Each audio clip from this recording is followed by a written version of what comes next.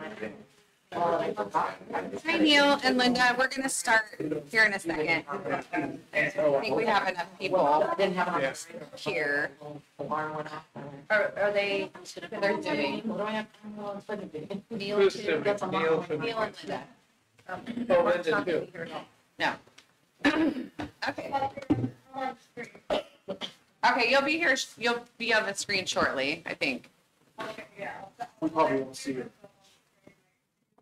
Oh, okay. We can't see you, but you can see us. We're waving. Okay, we're gonna start this meeting, the 2025-2026 proposed budget meeting. Please join me in the Pledge of Allegiance. I Pledge allegiance to the flag of the United States of America and to the republic for which it stands, one nation, under God, indivisible, with liberty and justice for all. Thank you. Okay, first up we have, Amy, is there an agenda in front of us? there's not, I took a picture. Do you have, oh, Chris, can you put it on the screen, the agenda? I think I saw a snippet of that earlier. Didn't mean to be mean or anything, I just. No. I actually took a picture just in case it wasn't We printed. don't have the agenda. Oh, I thought I saw it come across earlier. No? No, that's just mine. Oh, your agenda. Okay. Not So the first thing on the agenda is to consider any changes to the agenda, which we don't even know what that is, so. We're, the the first, action item is to elect officers, so chair first and then vice chair. So we can start with that. I nominate Larry Hanson to be the chair. He knew that was coming, moved and seconded. Didn't see that one coming, did you? Haven't I seen think we it can, in time. I think she left these for Just for voting. but- voting, but we could just take a hand vote. Okay, so moved and seconded, all in favor of Larry Hanson being the chair of our budget committee, raise your right hand. It is unanimous. You are the chair, sir. So now it's my turn to take over? Yes. Okay, we'll start with the vice chair. Anybody have any nominations for vice chairman? Jimmy? I nominate Rocky Smith to be vice chair. Can I decline? I Yeah. have a grandbaby that's due anytime. Oh, So I- congratulations. So, Understandable. I yeah. nominate Tony Lake. Too late. Hmm? No, I nominate. I was gonna say, I'll second that. Which one are we going with? Because he said it first. You said Jimmy? Well, I mean, we can't have multiple nominations. No, We can't? We We can. Okay, Oh, yeah. Tony's nominated and Jimmy. Tony, would you like to be vice chair? Sure. Okay. Let's go with Tony. He's new on that. I like him to We get. have to take a vote. Okay, all in favor of Tony Lishka being the vice chair of the committee? Raise your right Only hand. because Jimmy seems to be recommending it. Okay, unanimous. Oh, sorry, Linda, we're not taking your guys' votes. Okay, perfect. I don't feel to be Going thrown great under so the far. bus. Pretty My good. turn? Your turn. Okay, so what was up next? The budget message? Yes, the budget message and overview of proposed budget. So are you giving that, Andy, or Tony's not here? Tony's not going to make it tonight. So I've never been in a meeting where we haven't been able to have the superintendent give one, so. Okay, so you wanna it's do that, supposed to be- Andy? and it's supposed to be read. It's not a readable one. It has to be read. It has to be both. Yeah, and what you'll notice is, this proposed budget does not have Tony's budget message. Okay, He is out of town on a family emergency and it's working on it, but it's not ready yet. we don't have it in writing at all. You don't have it ready. okay, so it'll be the first thing on the agenda after flag salute at the next budget meeting on the 15th. Okay. Okay, so what next appears on the agenda? The next thing is the presentation of, oh, sorry, that's the budget message. Next thing is introduction of proposed budget document. And Andy, you can do that? that's where I can. Okay, floor's yours. All righty, well, thank you all for being here. This budget meeting is going to look a little different to the veterans, and Tony won't know any different. So, I wanted to be able to communicate kind of a high-level budget look through a presentation. So I've got a slide deck that I'll make sure you get a copy of from Lori tomorrow.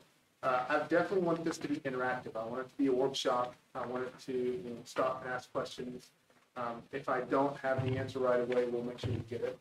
If you do have questions, feel free to take a card and write it down, or email myself or Lori, and we'll make sure we get the message to all of you, the answer.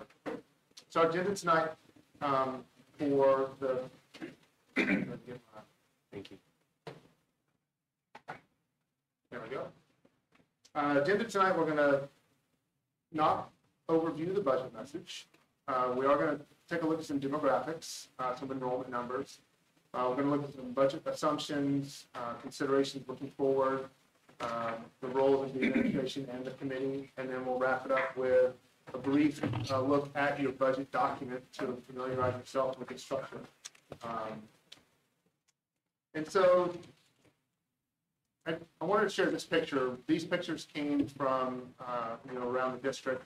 And this is a good indication of Tony and I at a budget meeting where Tony is, wants to put as much in the budget as he can. And I'm on the right-hand side with all the budget asks and trying to fill them in this little bucket. So it's a good representation. Tony and I work really well together on the budget message. The budget vision, NOLA has a vision and mission statement, and that is every student has the opportunity to access and to explore and pursue their own aspirations, paving their way for a promising future. And then the mission is we are committed to equipping every student with the knowledge, skills, and mindset needed to fulfill their aspirations for a successful post-secondary journey. And that's paramount when we're building this budget. We also adhere to the pillars and goal statements, which are on the wall here in the boardroom. So who's the budget leadership group? So, the department leaders, school principals, student staff, we all work together to develop a budget. It's determined primarily by student count and demographics, so it's a formula-driven kind of budget.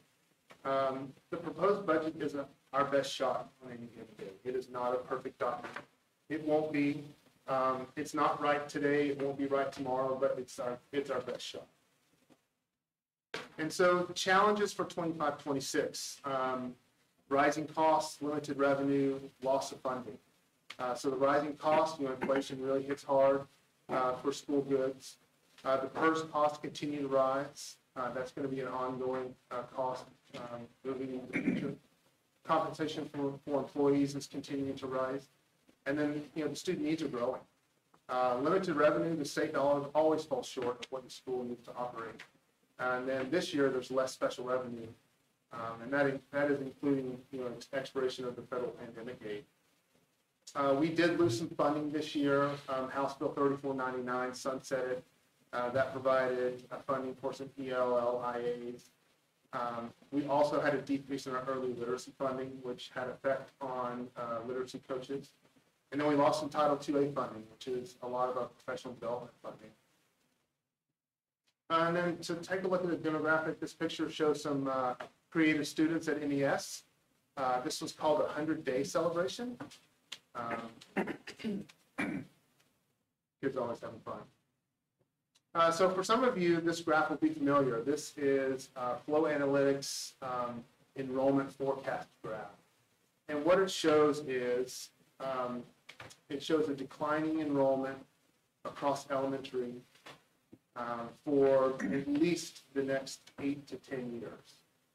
It's not a big decline, but it's certainly worth noting. What you'll also see, that bottom line is the middle school. As the elementary school releases the big cohorts, you'll see the middle school increase in revenue and increase in enrollment, and then you'll see that decline as well. And then the green line's the high school. You'll see the high school kind of follow the middle school as that big cohort kind of moves into the high school. So we're right now sitting at kind of the highest level of enrollment that we'll have for the next few years. So that's going to be a budget challenge. Another budget challenge is, even though enrollment is declining slightly, our special education ADM continues to increase. So we're watching these numbers very closely. And then budget assumptions. So we have to make some assumptions. Again, we don't know all the information. This budget you're looking at is based on the March, it's actually March 5th, I think, 2025 state school fund estimate, proposal of $11.3 billion. We use the priorities of the district, including the MRSD pillars. To note that this is the first year of a new biennium, so 49% of the state school fund will be available this year, and 51% will be available next year. Our local revenue is expected to total just over $12.1 million. That is our local taxes, increase of about $540,000, which is around 4%. And then special revenue grants have decreased. We're looking at from $4.6 million to $4.3 million. That's the loss of that HB 3499, and then the decreased funding of the early literacy grant from Title IIA. Future budget assumptions, because we cannot live just in this year. We have to live in next year and then the year after and the year after. So with district enrollment slightly decreasing over time, federal funding is uncertain. It can impact the budget even after it's approved. Future negotiated salary increases, new collective bargaining agreement with our licensed staff is happening right now. Ending the school year with a 10% ending fund balance, board mandates that we end the year with at least 8% ending fund balance. And then the public, the PERS system, we can have an entire meeting on the PERS system. It is impacting not only us, but school districts around the state, just a huge impact. Okay, where are some of our resources? Well, I'll just touch on the general and the special revenue. You'll see that our general revenue is steadily climbing as it should. $42.7 million for 25-26 includes the beginning fund balance. And then the special revenue, you'll kind of see, it rose a little bit and now it's starting to decline a little bit. So we'll keep a close eye on the special revenue. And one thing the district does is we don't we don't have permanent positions for temporary funds. So that's one thing that we really want to keep a close eye on. Our general fund expense overview, it's a little small up there, but to give you an idea, the blue box, total salaries, the orange box, associated payroll costs. Those two combined make up, almost $25 million, just over $25 million of our total budget. And this is just general fund. Red is purchase services, green is supplies, purple capital projects, other objects, and then the pink is debt service and transfers. A couple of things to note. You'll see the increase in the orange box on the 25-26 proposed. You'll notice that increase is a little bit higher this year. That is directly related to PERS employer costs that we're facing this year. In the 24-25 adopted column, that pink box, the debt transfers, debt service and transfers, you'll notice that is large in 24-25. That is a direct result of our transfer for our turf project and a risk management transfer that was in the 24-25 budget. The other pieces of that transfer are for athletic fund and land lab, which grow basically at the pace of salaries. A lot of numbers on this next screen, but the main thing you want to take a look at is that very bottom number. That is our deficit spend.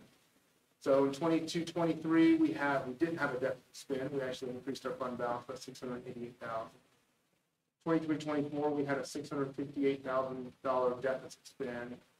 In 24-25, we adopted a budget which had a $1.7 million deficit spend.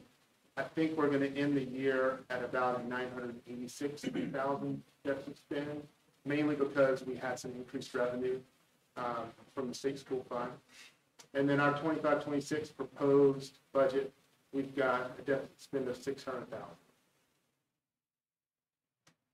So to show that in a graph, blue line represents total resources, orange dotted line is total expenditure. You'll notice 2018, 2019, 2021, we all had a positive We didn't have a deficit spend. And then we had a little bit of a deficit spend in 21, 22. And then starting in 23, 24, we started to do a deficit spend. So the goal is to get the blue line above the orange line. That's my goal. We got closer this year. We'll get better next year, hopefully, with a little bit of increase in revenue and watching our expenses tightly. We can get that blue line above the orange line, because that's how the district stays sustainable. Andy, did COVID have something to do with that? Yep. Okay. Yep, the big increase in 2021, there was just extra cash. We didn't go to school, we didn't have, we just had less expenses. Yeah, that was a lot. And so towards the end of that, the 24, 25 adopted, you'll see that deficit spend was at 1.7, and we're going to end at about 900, and then that last one is about 500. How that affects our ending fund balance, you'll see our ending fund balance was growing until we started deficit spending. So we're back down to about the level pre-COVID. I'd like to be a little bit higher than that, and we'll work on that. Make sure we keep our fund balance healthy. Looking forward. Andy, I have a question. When we go into deficit spending, where does that money come from? It comes directly out of ending fund balance. Okay, so we've got funds sitting in an account somewhere to cover that. Our fund balance. It's not like we're writing fat checks to the bank. No. So, yeah, but Taking from savings. taking from savings, Okay. but the fund balance isn't necessarily our cash balance. Okay. Yeah, there's. I was just curious about this. This is only the second time I've gone through the budget stuff, so Yeah. I don't remember this part from last year, so. And one of my goals for 25, 26 is to do a cash projection for the board, which will kind of show you our cash position, which is the thing that I, look closely at. Yeah, But yeah, I figured it was something like that, but I wanted to ask. Yeah, it's not a direct relation to the money in the bank, Okay, but it could be, if you let it get too low. yeah, if we keep having to dip. Yeah. Did you have a question, Linda? No, I don't. Well, no. Oh, okay. Does that include that ending fund balance? How does that reflect with the money set aside for reserve, with the proceeds from the property sale? Are those is that money still part of the budget, just not spent, kind of a deal? Yeah, That would go to that ending. So you'll see it in the capital reserve fund. You'll see our fund balance in the capital reserve fund is like the 1.7 million, Yeah, so which that's is like money from the turf. a placement for it. Yep. It's always just in the budget. It's always included in the budget. Yeah. Yeah, we'll make that transfer into the capital reserve fund for 24, 25. Were you asking about the turf money or the property sales? Well, they're both kind of there. I think they're both in the same. Okay. Same place. So Oregon has some House bills and some Senate bills that can help us and hurt us. So we're watching these closely. Again, looking to the future. The high cost disability account, we're hoping to have additional funding on that. And summer learning will have a huge help if it goes through. It can kind of give us relief on some of our grant funding. And then early literacy initiative, if they open up a few more early literacy dollars, that'll kind of help us this year as well. And then for federal. Can I ask you a quick question? Yes, sir. I mentioned the kicker in there for 2025. Mhm. When you say for 2025, you're talking about tax year 25, Yeah. 26. You got it. And then federal funding, various programs, mandates, it's just all uncertain right now. Congress has finished the resolution that provides level funding for most K-12 programs. So we're seeing that. But again, federal is just, take it as soon as we know we can implement the budget. So our roles and next steps, administration, we present the proposed budget. Again, it's our best shot, and then we serve as an advisory capacity, answering questions, making sure that you're well aware of where the money is, how it's being spent. And then the budget committee approves the appropriations and the tax rates. You'll approve appropriations for all the various buckets that the money can be spent out of. And then the committee's options, you can approve as proposed. So you won't do that tonight. On the May 15th meeting, we'll ask you, if you don't have any questions, we'll ask you to approve the budget. You can increase appropriations if you think we're going to have more money and we think we can increase appropriations for something. We can also decrease if you don't think there'll be enough. We can also decrease appropriations. We can also move between functions. If you want to take a look at the budget, if there's something you want to move, program changes, that's something we can do as well. And then after approval, we'll generate the tax rate. The number limitations are the appropriations that the board will approve. And then it'll go through adoption. And then any changes to that after adoption would come through resolution, supplemental budgets, and we try to have as few of those as possible. But basically, the proposed budget is informed by the priorities of the district. It's developed by a multi-month process. I started working on this budget in December, and it has been a collaborative effort across the entire district. I think Tony Mann is more involved in this budget than he ever has been, but I told him this is my first year, so I'm going to make sure I'm in front of those as much as possible. And then I really want to make sure that you guys have enough time to review the budget, get back with me with any questions. My question is, what questions must be answered to approve the proposed budget? And then on May 15th, budget committee meeting, we'll ask for approval, and then June 12th will be the board budget hearing, and that's where we'll do the adoption, if everything goes well. And then I'm going to walk you through the budget document, and this part you're probably familiar with. I'm taking a playbook out of Rick Gill's history, because I want you to be familiar with the structure of the budget itself. So if you'll turn to page Roman numeral 3. So Roman numeral 3, this page through Roman numeral 6 contains information about the structure and organization of the revenue and expenses. Pages 1 and 2 provide a summary of the budget. Those numbers will be familiar with the slide deck. Page 1 includes all funds. Page 2 is the general fund. Page 3 is the revenue of the general fund. Pages 4 and 5 is the full-time equivalent information, our employees. This is presented by employee classification and function. Page 6 presents a summary of the general fund expense type. Pages 7 through 27, those are the detailed expenses by function and object. In your budget folder, you have a grants document. This separate sheet of paper kind of outlines all of our grant programs. So you want to look at that as you're looking through some of the level 200 funds. So pages 29 through 30, this is the FTE for the special revenue funds. This includes everything in the 200 level, 200 to 299, including athletic fund and the land lab. Pages 32 through 41, those are our federal funds. That's funds 200 through 235. Pages 42 through 47 is our student investments account fund, SIA. Page 48 through 53, that's our high school success fund, measure 98. Pages 54 through 59, those are our state funded grants, 283. This is where you'll see the difference in the loss of the House Bill 3499.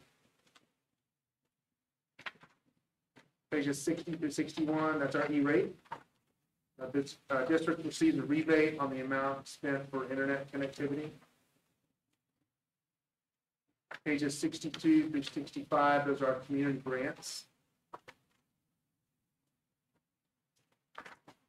66 through 67, that's our student activities fund, fund 288. ASB would be I think familiarize yourself with that one. Page 68 through 71, that's fund 289, that's our athletics fund. 72 through 75, that's our land lab fund. 76 through 77, that's our public purpose energy fund. The district receives funds from an assessment of PGE clients. 78 through 80, that's our nutrition program. The big difference in that one is switching to CDP. You'll notice that our revenue for sales is almost non-existent, but our reimbursement rate is much higher. So you'll see a difference in that one. Pages 81 through 86 provide information on the pension bonds that were issued in 2002, 2003, and our district general obligation bond fund as well. Pages 87 to 88, that's our capital reserve fund, Fund 401. That's where the transfer is in for the turf and the proceeds from the land sale. Or in Fund 401. New this year, pages 89 and 90, that's our Awesome Grant Fund for the middle school project. Pages 91 through 92, that is our Fund 425, again, middle school project. So you'll see those for the next few budget cycles, and then those two funds will close out. 93 through 94 is our construction excise tax fund. This is funded by an assessment upon new construction in the district. Pages 95, 96, that's our risk management fund, Fund 601. We use these funds to pay insurance claims or deductibles or costs like unemployment costs because we're self-insured with unemployment. And last but not least, our scholarship trust fund. We use this account for the receipt and disbursement of scholarships. 2 large scholarships limit the disbursement to only the earned, so we disperse about $12,000 a year for scholarships. Any questions? I have one. It was kind of Mark induced. He couldn't make it tonight. On your first page, when you're talking about the funding loss, we've seen Canby and other districts cutting programs and staff. Mhm. And I know Tony had spoken to it in a couple of meetings back saying we're in a better position than other districts. And it had to do with the PERS, how we handle that. And I think you had confirmed at that time that we're good for now, but we might have some issues in the future. Are we looking at like the next budget season or even beyond that? Or are we safe with this specific budget? So this specific budget and next year, we have our rate over. What Tony is referring to is in 27 and 28, our PERS bonds expire, they sunset. And so what those PERS bonds have done is those PERS bonds have given us relief from our PERS. And in the past 25 years, that rate has given enough relief so the district has a PERS rate of 0%. This budget, the relief wasn't enough to cover the PERS rate. So our PERS rate ended up being on average about 4%. And so that's what you'll see reflected in the budget document. For 25, 26, that PERS rate will be around the same. And for 25, 26, 27, that PERS rate will also be the same. 27, 28, when our PERS bonds expire, our PERS rate will go to whatever the PERS rate is at that time, likely close to 30%. So right now, we're paying 4% along with our PERS UAL, which is how we fund the bonds, of about 18%. So in total, we're paying about 22%. We will start to pay about 30% in 27, 28. So we're watching that very closely. Okay. Yeah.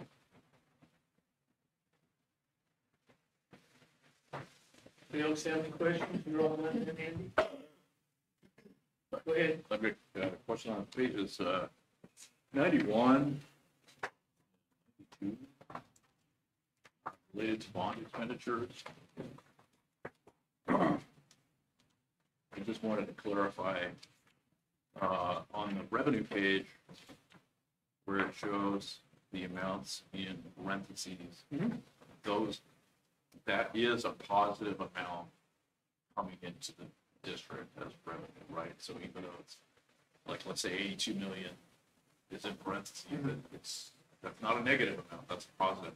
No, and that's accounting for you.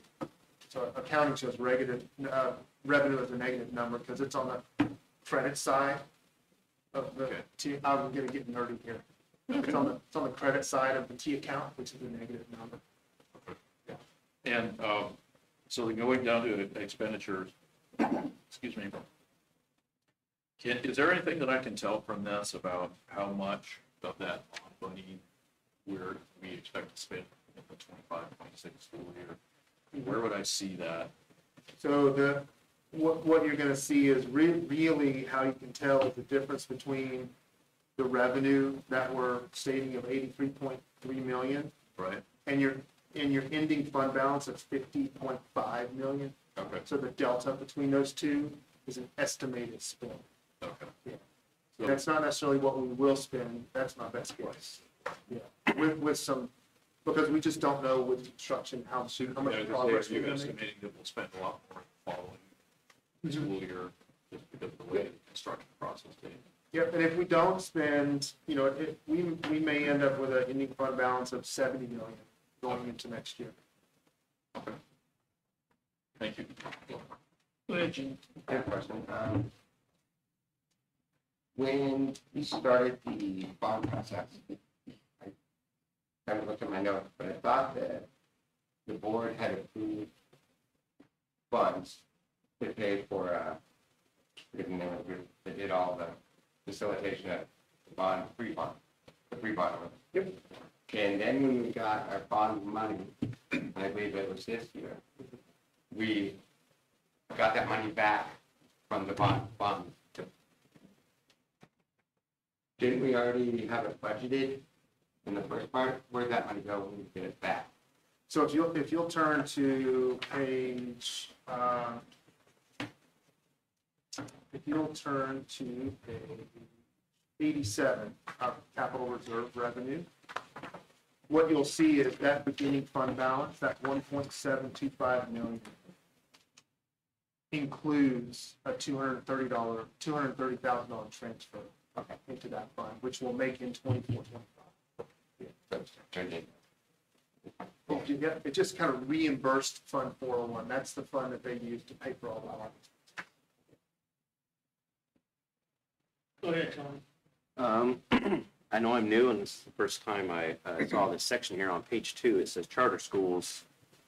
My kids went to the charter school here in the district, so I'm curious. I see that the school district's going to spend 1.2 million. Am I reading that right? For the charter schools in the district? Yeah, so 2.1 million. So the charter school is funded with our state school fund. Okay. And so there's a charter school rate that we pay based on their enrollment. Right. And this budget represents, I think, the rate is $10,122 per child and times their enrollment. Mm-hmm. And then that's what it costs the district. So we take 85% of the total cost, Uh-huh. and we pay MRA. We write a monthly check to MRA to fund their school. And then the district retains 15% for admin costs. Right. Yeah. Right. Okay.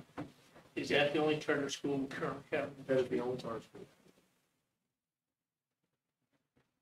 Tony, I got a general question for you, since we deal with people out there in the industry. We got the budget, we just passed the bond issue. Now we're getting turf possibly for the football field. People think we got all this pot of money. How do you explain to the average taxpayer, or what would you say to them if they ask you, why do you have all this money, but yet we got 3 different things going on? See what I'm trying to ask you? Yeah, I think for the middle school, it's that's a pretty easy answer. We keep those funds separate. We have the Awesome Grant Fund, and we have the Fund 425. Those are completely separate from the general fund. So those dollars cannot commingle. We have an LGIP set up for the middle school project. Our check runs every week are separate check runs. In other words, we don't the payments come out of our main bank account, but the transfers in come from either our operating LGIP account or the bond fund LGIP account. So those dollars are tracked. As far as the paying for the turf, that was a decision that was made by the board when we had a healthier fund balance. Times have maybe changed a little bit. Prices have increased. This budget reflects making that transfer for the turf. What I guess I'm leading to is I had a person ask me the other day, you're putting in turf, why don't you take more of that money to try and finish the bond project? The middle, trying to explain the finances of a school district is not easy sometimes to people, and so I'm trying to get some quick answers from you, maybe some of that. Well, I've added a little bit, but that's, I would things I say already knew, but I just want to know if you had anything Yeah. else you could add to it. well, we can't use middle school funds to change the turf. So the turf funds would have to come out of that would be the answer. And it was more of a collaborative approach. We put money in, the community puts money in, or I guess sponsored. Andy, your turn. And then, am I correct in, is the Awesome Grant money still going to be set aside as a contingency for the bond? So the way that, in theory, yes. The way that Awesome Grant works is we spend the money and then we submit for reimbursement from the state. So we actually have to submit invoices to get reimbursement back from the Awesome Grant. It works into the equation. Yeah. I guess what my thought was, that could be a thing for the community to know that we have extra money on top of the planned budget for the school, that there's more money. Yeah, we definitely have a healthy contingency, and we're earning interest off investments. My goal is to get the Awesome Grant completed in 25-26, so we can take that $6 million and put it into LGIP and let it start earning interest, because right now it's not earning any interest for us. But as soon as we can submit the receipts and get the money back from the state, then they can start earning money for us. And correct me if I'm wrong, Andy, from the sale of the bonds, we also had some extra money from those too. Because they came in more than the proposed $77 million. We sold them for more. So we've got that much more too that we can, but all of that has to go to the middle school. That money, those monies cannot be used on any other projects, on any of the other properties, et cetera, et cetera. Correct. I was just going to refer to your point as to, the budget committee here at the school district has done an amazing job over the years, that we're able to do that versus other school districts that are having to fire people, cut services. We've been lucky to have a great board here in Molalla River School District, budget committees, and great community to help on the turf. I mean, yeah, people are going to be complaining, but it's kind of like it's a blessing because we're not having to have to cut people in services. Going further with that question, would you say the state is treating smaller schools better than they are in the state, larger schools in the state right now? I don't know that I can answer that question. Yeah. Because they fund us based on, Yeah. Just seems like you don't hear of anybody, about our size or lower in the news compared to everybody in Channel 6, Channel 8, and all those. I can respond to that. Okay. Because school districts of our size are maybe lower. When we got the federal pandemic aid, some of and I'm not saying that smaller school districts are immune to the ramifications of it, but we didn't use those dollars to create permanent FTE. And so, the best example is if, let's just say you have a job and you're making $50,000 a year, right? And they come to you and be like, hey, we're gonna give you a little bit more responsibility, so we're gonna pay you $75,000. You're like, oh, perfect. Well, I'm gonna go out and I'm a car guy. I'm gonna go buy a new Land Cruiser, right? Because I can afford it. But then they come to me the next year and be like, we don't need you to do that anymore. We're gonna take you back down to 50. Well, you have this cost now, this car that you purchased. Sure, you can sell it and get rid of it, but you like it. you know, and so you try to make it work. That's what happened with a lot of districts. Malala River didn't use those funds for permanent FTE, which means our overall payroll cost didn't increase as much. So when we got our PERS adjustment rate, some of these smaller districts had higher payroll costs, so it drove down their PERS balance. I'm getting into the weeds, but instead of having a 4% rate, they have 15%. And that's what happened. We could do a whole class on PERS. Not that I want to. So if we have questions between now and the 15th, you want us to email those to you? Email to me and to Lloyd. I have just a quick question related to staffing. Where are the licensed and the classified in their negotiations? Where are they in their contracts? So we just, so last summer, we had classified. I think we did it 3 years, don't hold me to that, but I know that we have an economic reopener that's coming next summer. We are currently in negotiations with licensed. And then that, are they in their current or are you back? Are they back from there? Like they expired in, they coming expire in Yes, June or coming they expire in okay. Okay. So we're not. We're not having to back pay from last. Yeah. Okay. We're not in the midst of a long negotiation currently. Yes. Thank you. Our goal is to not have that. I mean, yes, but it happens. Any further questions, discussions, answers? Okay, so we'll move on. Tony, just say yes. Yes. Say yes.